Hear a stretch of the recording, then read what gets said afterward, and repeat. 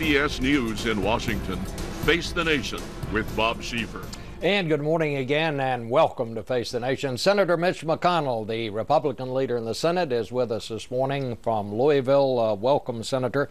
I want to start out with this statement by Speaker Boehner, because last summer, when Congress got itself all tangled up over extending the debt ceiling and the country was headed toward default, financial securities got their ratings downgraded, you were one of the key players, as it were, who helped structure a compromise that kept all that from happening.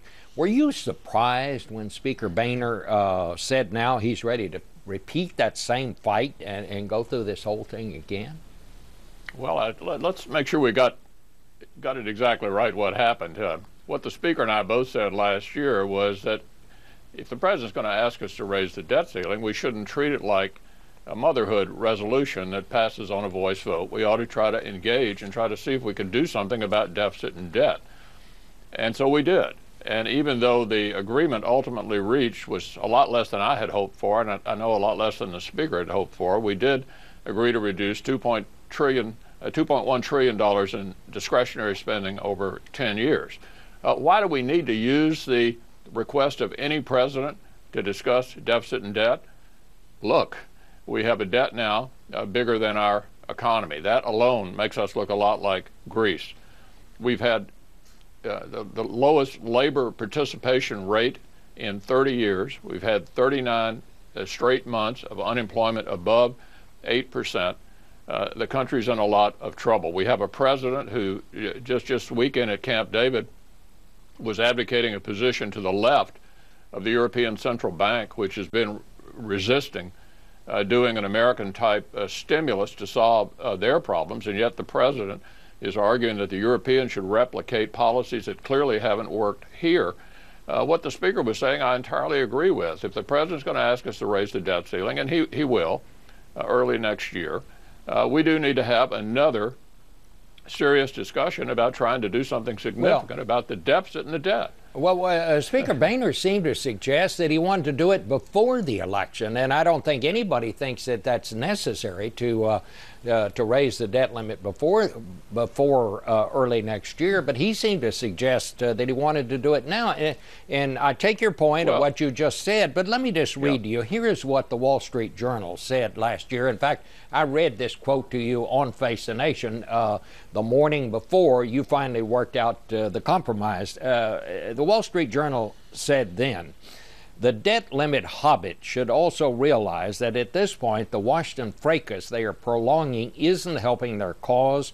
Republicans are not looking like adults to whom voters can entrust the government.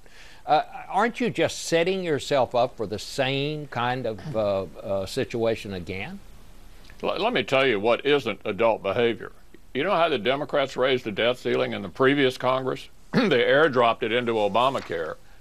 Nobody got to vote on it. That's how seriously they take the debt ceiling.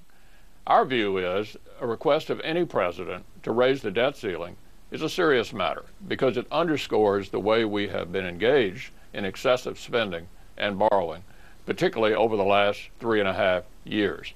It is the perfect time, Bob, the perfect time to engage in a discussion about doing something serious about deficit and debt. We could not get this president to do anything serious about entitlement reform, for example, the single biggest threat to future generations. Nothing of consequences. My 3 appointees to the Bowles-Simpson Commission voted for it. One of my appointees to the Joint Select Committee later in the year offered our friends on the other side new revenue. That's not something that we lightly offer. We got nothing in return about the long-term debt problem facing this country, and we all know that it's on the entitlement side. So at some point here, this president needs to become the adult because the Speaker and I have been the adults in the room arguing that we ought to do something about the nation's most serious long-term problem. Well, talk to me about the timing here. Are you talking about you'd like to do this, have this argument over whether or not to raise the debt limit before the election, or are you willing to let that go until after the election? Well, the timing will be determined by the president. They determine when to request of us that we raise the debt ceiling. We assume that will happen at the end of the year or early next year. So you're not going to do anything until the president brings this up on this particular. Well, look, without presidential leadership, nothing can be accomplished. We didn't have presidential leadership last year. It's pretty clear the president's not going to lead on this anytime soon, unless he engages. You know, that we don't control the entire government. We control the House of Representatives only. We'd like to do something about the nation's biggest problem, spending and debt, which is, of course, the reason for this economic malaise and this high unemployment.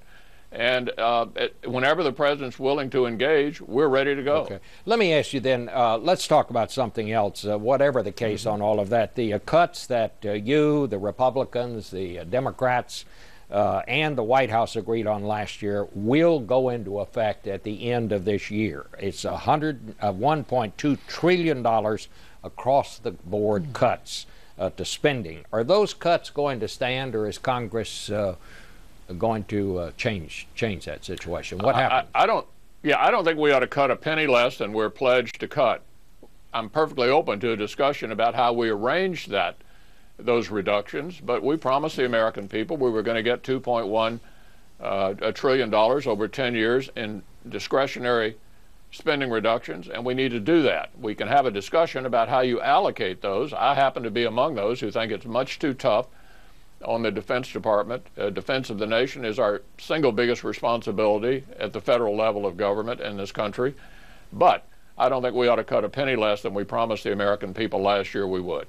So, I mean, because Speaker Boehner and House Republicans, as you know, just passed a defense bill that actually raises defense spending. So on the one hand, he's talking about, you know, we got to cut spending, but on the other hand, they vote to raise defense spending. So you would go along with that in some fashion. In other words, you don't mind rearranging the cuts, but you're going to make sure that in the end, the cuts that you voted for stay as they are. Is that right?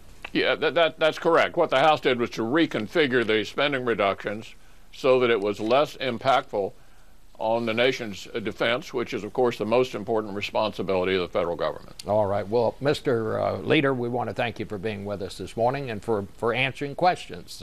That's why we ask you here, and you're pretty good about answering them. I want to turn now